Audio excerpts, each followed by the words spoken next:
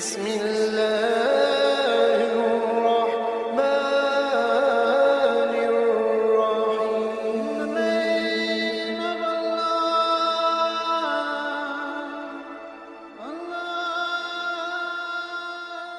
الرحيم. بسم اللہ الرحمن الرحیم.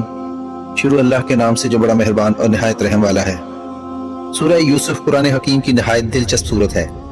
اس صورت میں 12 رکوع ہیں. 11 رکوعوں میں اللہ تعالیٰ نے حضرت یوسف علیہ السلام کا انتہائی دلچسپ قصہ بیان فرمایا ہے. اس صورت میں اللہ تعالیٰ نے ہمیں یہ تعلیم دی کہ اللہ تعالیٰ اپنے نیک بندوں کی مدد فرماتے ہیں اور برے لوگوں کی چالیں اور سازشیں کامیاب نہیں ہونے دیتے.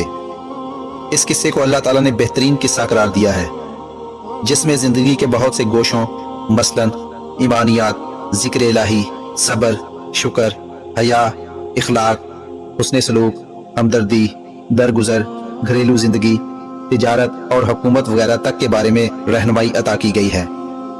یہود نے مشرکین مکہ کے ذریعے نبی کریم صلی اللہ علیہ وآلہ وسلم سے یہ سوال پوچھا تھا کہ بتائیں بنی اسرائیل کنعان سے مصر کیسے پہنچے. اس کے جواب میں اللہ تعالیٰ نے نبی کریم صلی اللہ علیہ وآلہ وسلم پر پوری سورہ یوسف نازل فرمائی جس میں تفصیل سے ان کے سوال کا جواب دیا گیا. ساتھ ہی یہ بات بھی واضح کر دی گئی کہ نبی کریم صلی اللہ علیہ وآلہ وسلم آج وہی دعوت دے رہے ہیں جو ابراہیم علیہ السلام، حضرت اسحاق علیہ السلام، حضرت یعقوب علیہ السلام اور حضرت یوسف علیہ السلام کی دعوت تھی. یہود اور قریش آج وہی کردار ادا کر رہے ہیں جو حضرت یوسف علیہ السلام کے بھائیوں کا کردار تھا.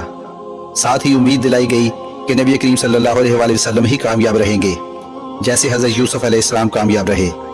آپ صلی اللہ علیہ وآلہ وسلم سے حسد کرنے والے ایک دن نادم ہوں گے جیسے حضرت یوسف علیہ السلام سے حسد کرنے والے بھائیوں کو بھی نادم ہونا پڑا تھا. دوستو آج کی ویڈیو اچھی لگی ہو تو چینل کو سبسکرائب ضرور کیجیے گا. اللہ تعالیٰ آپ کا حامی و ناصر ہو.